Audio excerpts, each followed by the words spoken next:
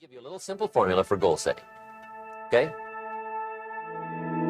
We take 2.5 hours on the weekend for the whole 10-year plan. We don't have time for that tonight, but let me get you started with a little simple formula Mr. Schoaf gave me, and maybe this will be helpful. First of all, I've divided goals into two parts. First is long range goals. That's your dreams. Your dreams for the next 3, 5, 10, 20, 30, 40 years. Actually, the rest of your life. Your dreams. You've got to keep dreaming. Ronald Reagan, president, said to the joint session of Congress a few weeks ago, "The republic is a dream. And if we don't keep dreaming, we will lose the republic." Your better future is a dream for yourself and for your family. Where do you want to go? What do you want to do? What do you want to be? What do you want to see? You've got to dream dreams. There's a Bible phrase that says, without dreams and visions, people perish. You've got to have something to go for that inspires the heart and the soul. Dreams. From the children of Sanchez, it says, take the crumbs from starving soldiers, they won't die. Take the bread from hungry children, they won't cry. But without dreams, we all will die. You've got to dream. Don't lose your dreams. For yourself, for your future, for your family. The dreams of love and enterprise and travel and doing things. Becoming something unique on your journey here. Don't lose your dreams. Do some dreaming. That's long-range goals. You've got to have those. So that's number one. Here's the second part of goals, short-range. Short-range goals. That's your goals for tomorrow, this week, this month, this year, the immediate future. We call these confidence builders. Because if you set up something short-range, go for it, get it, latch onto it, work hard, accomplish it. That starts building your strong feelings to go for your dreams. Now, I've divided goals into 3 categories. Here they are. Number 1 is economic. That's your goals for money, income, business, profits, production. Economics. Make sure you've got your economics well planned. Economics plays a major role in everybody's life. Economics is major, which means it ought to be meticulously well planned for tomorrow, this week, this month, this year, long range. What if you asked somebody tomorrow if you could see their meticulously well-planned list of economic goals? What would they probably say? They say, you some kind of a nut? You must be weird. Hey, I found out what success is. Success is doing what the failures won't do. Make sure you've got your economics well planned. It'll put you in the top 5%. One of the key little subjects we talk about on the weekend is the 7 fundamentals for wealth and happiness. And that's one of them, well-planned economics. It's a fundamental if you want to do well. Join the top 5%. Anybody in this room can join the top 5%, if you will. Now here's the second category of goals, things. Make a list of the things you want. And on my list of things, now I put everything. Little things as well as major things. Doesn't matter how small it is, it goes on my list. I used to just put major things, cars, homes. I don't do that anymore. I now load my list with everything. Everything. And the reason is, part of the fun of having a list is checking it off. That's it. Boy, at the end of the day, if you can go, got it, got it, got it, got it, got it, got it, whatever it is, right? You get into the habit. So load up your list, the things you want. Now, when you check off something major, celebrate. That's an important point to make. Celebrate your achievements. Live it up. Have a party when you reach something you've worked for a while. See, we all grow from 2 experiences. One is called the pain of losing. The other one is called the joy of winning. We need both of them. Amplify them as much as you can, which also means make losing painful. If you set up something, fooled around, didn't get it, put it on yourself. On the other side, if you did get it, congratulate yourself. Self-congratulations is a sign of maturity.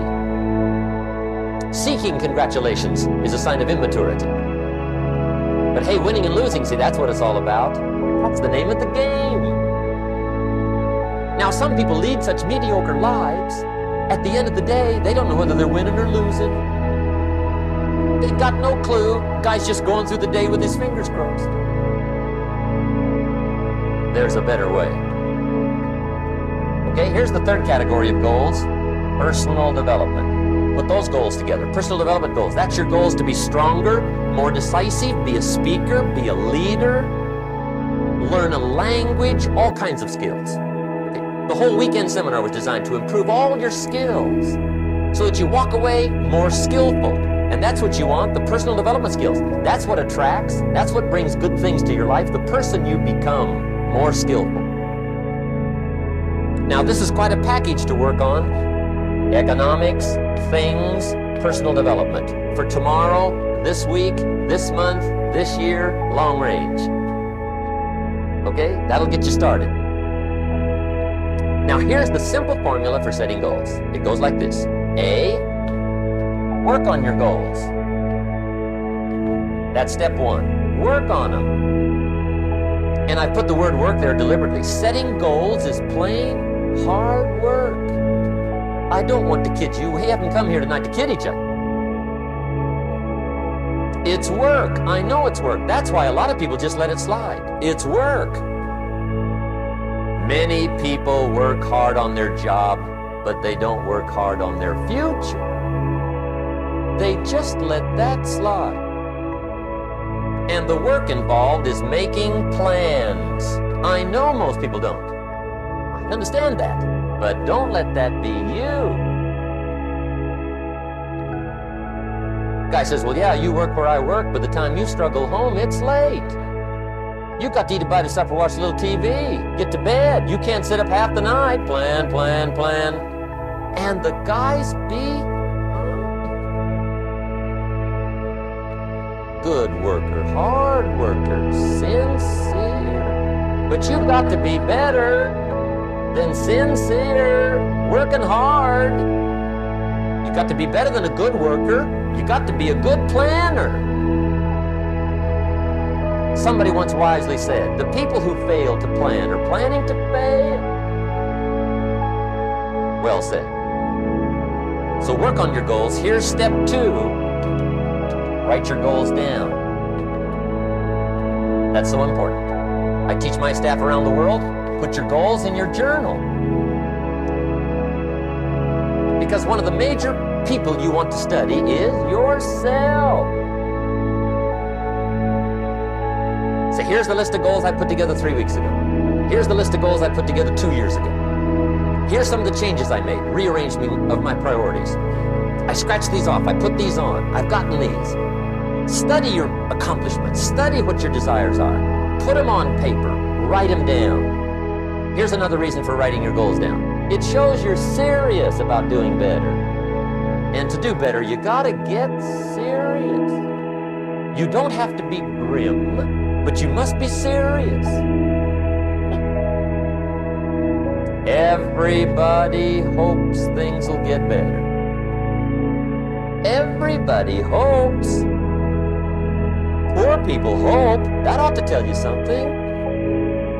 It means the future does not get better by hope. It gets better by plan.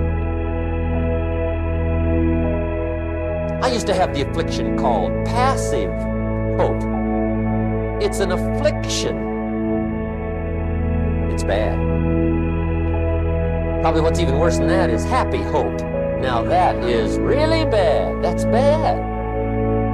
Happy hope. The guy's 50 and he's broke and he's still smiling. See, that's not good. So get serious about your goals, put them on paper, write them down. There's all kinds, his goals, her goals, their goals. Business goals, financial independence goals, family goals. I mean, there's so many things to work on this, that if you don't get busy and work on it, sure enough, the time will pass. And sure enough, 5 years from now, you'll wind up where you don't want to be, wearing what you don't want to wear, driving what you don't want to drive, being what you don't want to be. Now's the time to fix it. Now here's the third step to your goals. Check the size of your goals and the kinds of goals. How big they are, what kind they are, affects you. And here's one of the important phrases of the evening. Your goals are affecting you, whatever they are. Your goals affect your handshake. Your goals affect your attitude, personality. Your goals affect the way you walk, the way you talk, the way you dress. All day long, we're being affected by our goals. Now, some people have goals, but they have such lousy goals. The effect is bad. I asked a guy one time, what are your goals for this month? The guy said, look, if I could just scrape up enough money to pay these lousy bills. That was his goal. I'm not saying it isn't a goal. It's a goal, but it's such a lousy goal, the effect is bad. You don't jump out of bed on Monday morning and say, oh boy, another chance to go out and scrape up the money to pay my lousy bills. See, you don't do that. Usually you say, oh, not another Monday.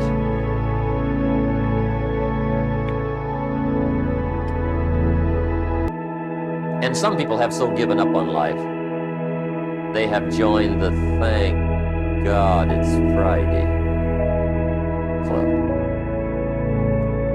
How sad. Surely those are the same people, when life is over for them, will say, thank God it's over.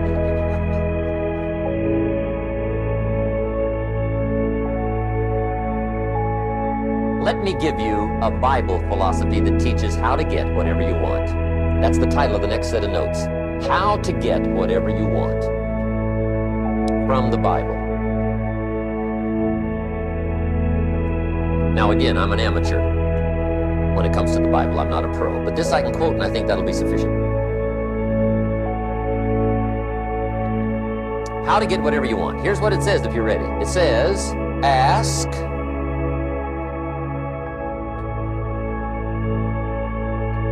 That's it. End of notes. Ask. If there's one art in life to learn extremely well, that's got to be one of them. The art of asking. What does ask mean? Ask means, what do you want? And the formula is staggering. It says ask and what? A guy ought to look into that.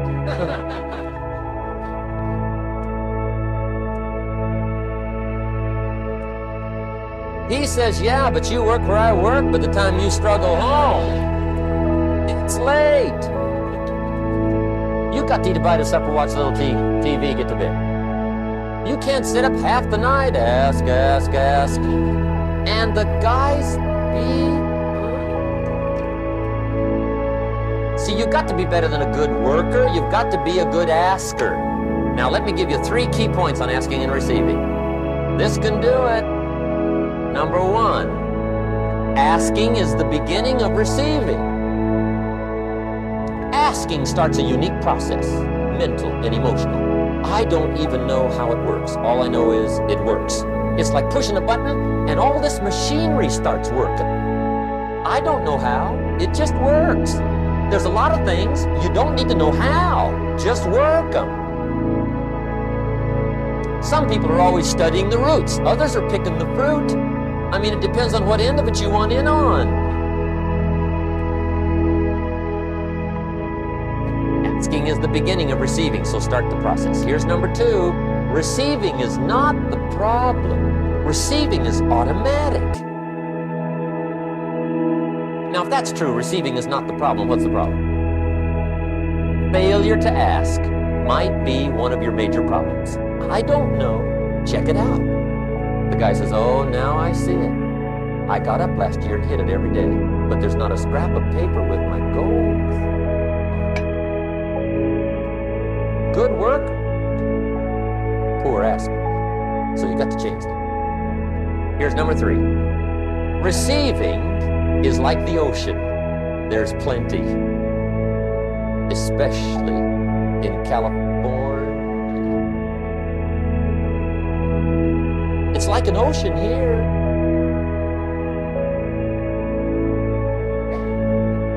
Success is not in short supply. It isn't rationed, and you stepped up to the window and it was all gone. No, no, no. It's like an ocean here. Now, if that's true, what's the problem? Well, some people go to the ocean with a teaspoon. Have you got the picture? See, what you want to do in view of the size of the ocean is trade your teaspoon for at least a bucket, and you'll look better down at the ocean. Kids won't make fun of you, right? Okay, now there's 2 ways to ask, and we'll wrap up goal setting. 2 ways. Here's number 1. Ask with intelligence. It didn't say ask intelligently, but I'm sure it meant that. Don't mumble. You don't get anything by mumbling. Be clear, be specific. Intelligent asking means how wide, how high, how soon, when, what size, what color, how much. Define what you want and describe what you want. It's powerful. In the weekend seminar we teach, goals become like a magnet.